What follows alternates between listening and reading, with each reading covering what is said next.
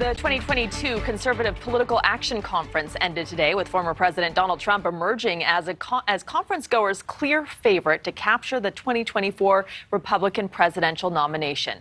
CPAC releasing the results of its annual straw poll this afternoon, which showed that of the more than 2,500 people in attendance, nearly 60% said they would support Mr. Trump in a potential 2024 bid for the White House. Florida Governor Ron DeSantis came in a distant second, garnering 28%. Julia Manchester, national reporter with The Hill, joining us now to talk about that and some other interesting numbers that came out of this year's straw poll. So, Julia, thanks for being here. Yesterday, you were with us. We played some of former President Trump's speech last night, and it sounded an awful lot like a speech from 2016. Along with more false claims of a rigged election. And now the straw poll showing that 59% of attendees want him as the nominee again. Do you think he has a chance at winning the general? You know, I'm not surprised that the majority of Republicans at CPAC wanted him to be the nominee. In terms of the general, I think it's too far away to tell. We know that obviously a lot can happen between now and then. But one of the interesting numbers that I noticed from that poll, Rudabeh, was how well Ron DeSantis, the Florida governor, performed. He was the only other Republican not named Donald Trump to get into the double digits, and 28%.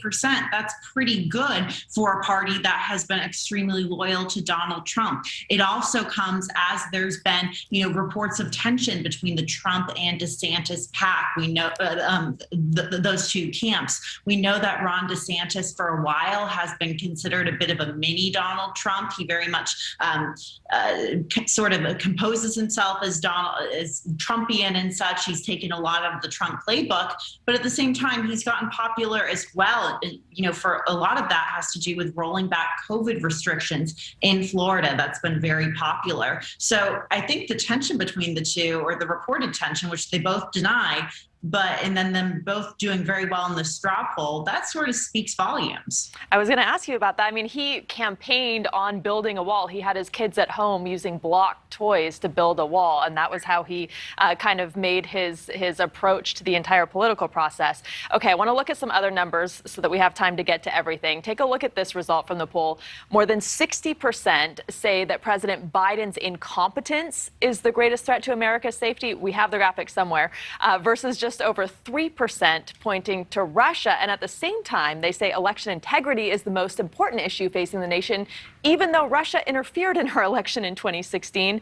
And 90% of them say fraud played a role in the election, but clearly they're pointing to the debunked claim of fraud here at home, not Russia's election interference. What do you make of all those numbers?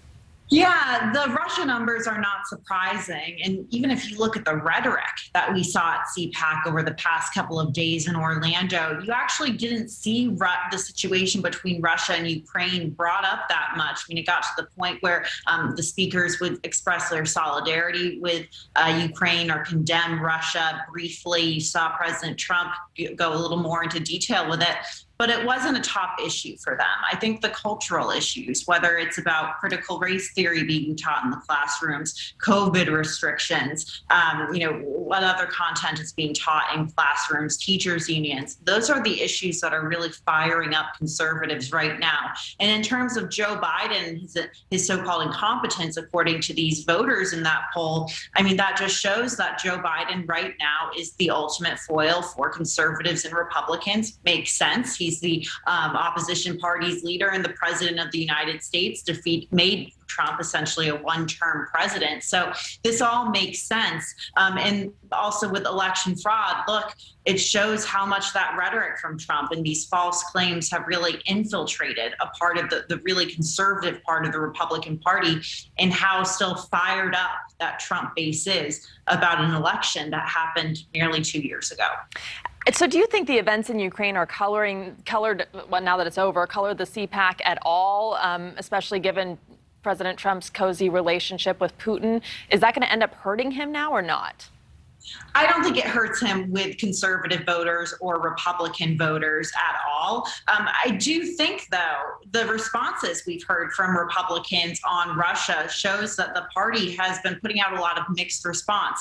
Leadership on Capitol Hill has very much been condemning the Russian invasion of Ukraine. You've heard Mitt Romney, for example, the senator from Utah, condemning it.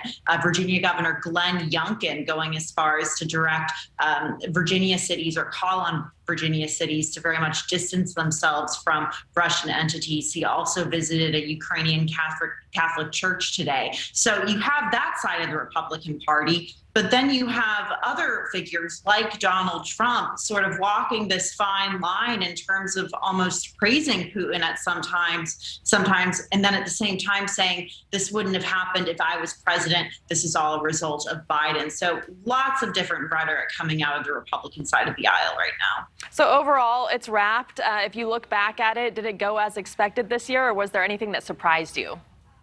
I think it went as expected. The theme of the CPAC this year was awake, not woke. Clearly, a direct pointing to those cultural issues that have really come to define the Republican Party over the past couple of years.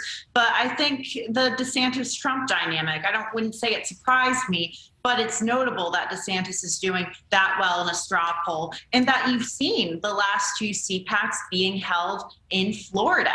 We know that Florida has become sort of the face of the non-COVID restrictions in the United States, or the movement to roll back COVID restrictions. Conservatives, Republicans definitely love that. Ron DeSantis, very popular in that state. But at the same time, Donald Trump lives in Florida. So Florida itself has become the center of the Republican universe. So this CPAC very much reminded me of last year's CPAC. All right, Julia Manchester, we appreciate you as always. Thank you. Thank you. Thanks for watching. Click the red subscribe button below so you can get more of NewsNation's fact-driven, unbiased coverage.